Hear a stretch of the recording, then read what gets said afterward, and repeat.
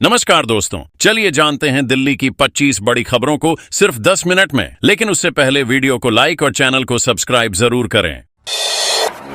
अनाधिकृत कॉलोनियों में तेज हों विकास कार्य, मुख्यमंत्री रेखा गुप्ता ने अधिकारियों को दिए निर्देश। मुख्यमंत्री रेखा गुप्ता ने अधिकारियों को निर्देश दिए कि अनाधिकृत कॉलोनियों और अनुसूचित जाति जनजाति बस्तियों में विकास कार्यों को प्राथमिकता के साथ पूरा किया जाए। उन्होंने कहा कि मुख्यमंत्री विकास निधि और विधायक निधि से हो रहे कार्यों की प्रगति रिपोर्ट नियमित रूप से उन्हें और संबंधित विधायकों को भेजी जाए। मुख्यमंत्री ने चेताया कि लापरवाही बिल्कुल बर्दाश्त नहीं होगी और सभी कार्य तय समय सीमा में पूरे किए जाएं, ताकि लोगों को सीधे तौर पर इन योजनाओं का लाभ मिल सके। लगातार तीसरे दिन अदालतों में सन्नाट। सड़क पर उतरे वकील। उपराज्यपाल द्वारा 13 अगस्त को जारी अधिसूचना के खिलाफ वकीलों का विरोध तीसरे दिन भी जारी रहा। राजधानी की 7 जिला अदालतों में अधिवक्ताओं ने कामकाज पूरी तरह ठप रखते हुए कोर्ट परिसर से बाहर सड़क पर उतरकर जोरदार प्रदर्शन किया। वकील काला कानून वापस लो और वकील एकता जिंदाबाद जैसे नारे लगाते हुए लामबंद रहे। शाम को जिला अदालतों की बार एसोसिएशनों की समन्वय समिति की बैठक हुई, जिसमें सर्वसम्मति से निर्णय लिया गया कि मंगलवार को भी अदालतों में कामकाज पूरी तरह बंद रहेगा।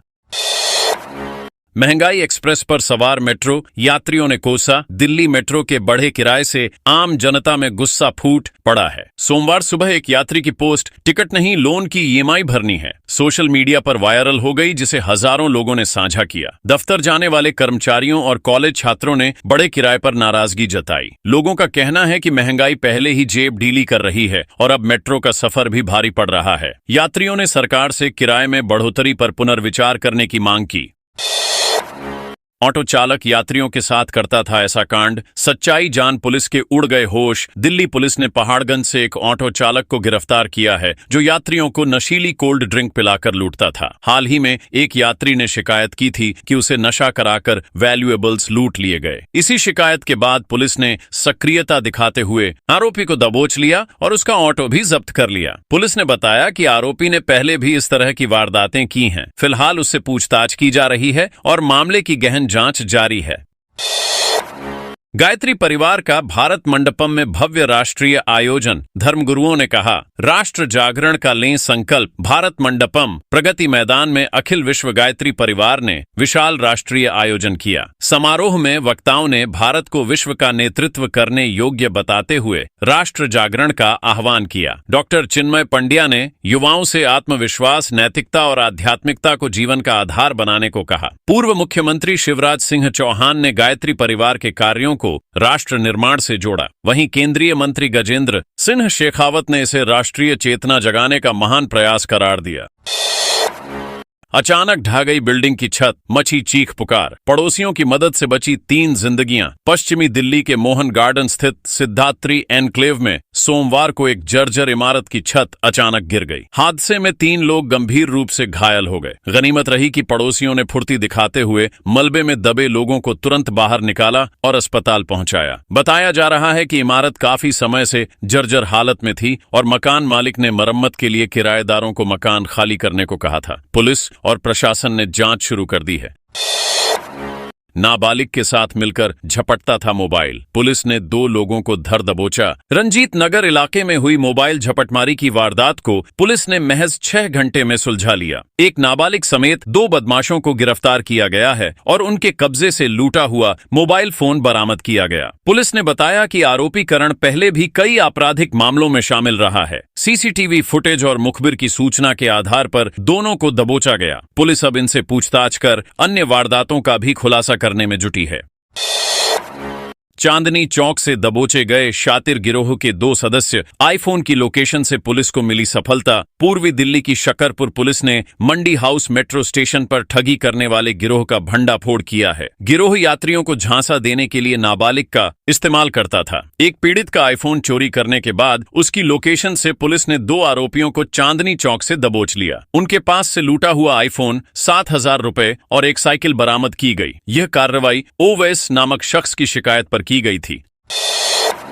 चांदनी चौक में सीलिंग की कार्रवाई को लेकर राहत की मांग, मेयर से मिले दुकानदार। चांदनी चौक क्षेत्र में एमसीडी की सीलिंग कार्रवाई के खिलाफ व्यापारी प्रतिनिधिमंडल महापौर से मिला। उन्होंने कहा कि दशकों से चल रही दुकानों को नोटिस देकर बंद करना अनुचित है। कटरा नील इलाके की 42 दुकानों को नोटिस भेजा गया है, जबकि कई दुकानों पर पहले ही सीलिंग हो चुकी है। व्यापारी संघ ने इसे चांदनी चौक स्पेशल जोन में शामिल कर राहत देने की मांग की। महापौर ने आश्वासन दिया कि समस्या का समाधान जल्द निकाला जाएगा। एमएसपी की मांग को लेकर जंतर मंतर पर महापंचायत, कैमरे पर क्या बोले राकेश टिकैत। संयुक्त किसान मोर्चा ने जंतर मंतर पर महापंचायत कर एमएसपी कानून की मांग तेज कर दी। जागजीत सिंह दल्लेवाल ने कहा कि यह पूरे देश के किसानों की आवाज है। राकेश टिकैत ने कपास पर आयात शुल्क हटाने का विरोध किया, जिससे किसानों की आय पर असर पड़ सकता है। किसान नेताओं ने कहा कि कृषि क्षेत्र को अमेरिकी समझौते से बाहर रखा जाए। दिल्ली पुलिस ने किसी भी अप्रिय स्थिति से निपटने के लिए जंतर मंतर पर सुरक्षा खड़ी कर रखी थी। सीबीआई ने रिश्वत लेते रंगे हाथों पकड़ा थाने का मुंशी, दारोगा हुआ फरार। दिल्ली के अशोक विहार में सीबीआई ने बड़ी कार्रवाई करते हुए थाने के चिट्ठा मुंशी राजकुमार को रिश्वत लेते रंगे हाथों गिरफ्तार किया। आरोपी एसआई विशाल मौके से फरार हो गया। जांच में सामने आया कि दोनों 3 लाख रुपए की रिश्वत मांग रहे थे। सीबीआई ने जाल बिछाकर कार्रवाई की और अब पूरे मामले की तहकीकात शुरू कर दी है। यह कार्रवाई भ्रष्टाचार के खिलाफ सीबीआई की मुहिम का हिस्सा बताई जा रही है। बारिश को लेकर एयर इंडिया और स्पाइस जेट ने जारी की एडवाइजरी। दिल्ली में बारिश की संभावना को देखते हुए एयर इंडिया और स्पाइस जेट ने यात्रियों को एडवाइजरी जारी की। दोनों एयरलाइंस ने कहा कि खराब मौसम के चलते उड़ानों पर असर पड़ सकता है। यात्रियों को घर से निकलने से पहले अपनी उड़ान की स्थिति चेक करने की सलाह दी गई है। मौसम विभाग ने मंगलवार को भी हल्की बारिश की संभावना जताई है, जिससे उमस भरी गर्मी से राहत मिलेगी। एयरलाइंस ने यात्रियों को सतर्क रहने की अपील की। दिल्ली में एक बड़े गिरोह का पर्दाफाश, पुलिस के हत्थे चढ़े 4 शातिर। दिल्ली पुलिस ने बुराड़ी इलाके में सेंधमारी करने वाले गिरोह का भंडाफोड़ किया है। पुलिस ने 4 आरोपियों को गिरफ्तार किया, जिनके पास से चोरी के आभूषण और मोबाइल फोन बरामद किए गए। जांच में सामने आया कि आरोपी चोरी किए गहनों को गिरवी रखकर लोन भी ले चुके थे। पुलिस अब आरोपियों से अन्य वारदातों की जानकारी जुटा रही है। इस सफलता को दिल्ली पुलिस ने बड़ी उपलब्धि बताया है। मुंडका टोल प्लाजा पर ग्रामीणों का हल्ला बोल, ड्यूटी छोड़कर भागे कर्मचारी। बाहरी दिल्ली में यूआर 2 पर मुंडका टोल प्लाजा पर ग्रामीणों ने जमकर हंगामा किया। टोल वसूली का विरोध कर रहे ग्रामीणों ने यातायात रोक दिया। गुस्साए ग्रामीणों को देखकर टोल कर्मचारी ड्यूटी छोड़कर भाग गए, जिसके बाद वाहनों को बिना शुल्क गुजरने दिया गया। मौके पर पहुंचे विधायक गजेंद्र दराल से ग्रामीणों ने तीखे सवाल किए। सूचना पर पहुंची पुलिस ने हालात संभालने और ग्रामीणों को समझाने की कोशिश की। राजौरी गार्डन में पार्किंग विवाद में पड़ोसी ने बैंक मैनेजर को पीटा। पुलिस ने 3 आरोपितों को दबोचा। पश्चिमी दिल्ली के सुभाष नगर में पार्किंग विवाद ने हिंसक रूप ले लिया। बैंक मैनेजर रमित मल्होत्रा और उसके पड़ोसियों के बीच झगड़ा इतना बढ़ा कि मारपीट तक पहुंच गया। आरोप पड़ोसी के बेटों और उनके दोस्तों पर लगा है, जिन्होंने बैंक मैनेजर और एक अन्य पड़ोसी को घायल कर दिया। सूचना पर पुलिस मौके पर पहुंची और 3 आरोपितों को गिरफ्तार कर लिया। चौथे की तलाश जारी है।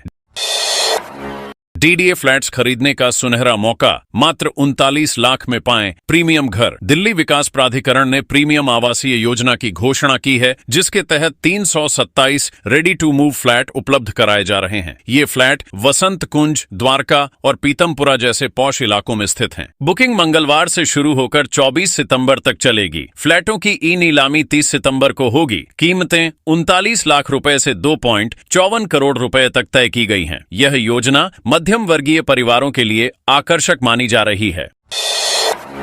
सौरभ भारद्वाज के 13 ठिकानों पर ईडी की छापेमारी। एएपी बोली, पीएम मोदी की डिग्री छिपाने के लिए भटका रहे ध्यान। प्रवर्तन निदेशालय ईडी ने आम आदमी पार्टी नेता सौरभ भारद्वाज के 13 ठिकानों पर छापेमारी की। यह कार्रवाई एक अस्पताल निर्माण परियोजना में कथित अनियमितताओं के मामले से जुड़ी बताई जा रही है। ईडी की टीम उनके आवास और दफ्तर में तलाशी ले रही है। दूसरी ओर आपने केंद्र सरकार पर निशाना साधते हुए कहा कि यह छापेमारी सिर्फ पीएम मोदी की डिग्री मामले से ध्यान भटकाने की कोशिश है। जांच पूरी होने पर ही सच्चाई सामने आएगी।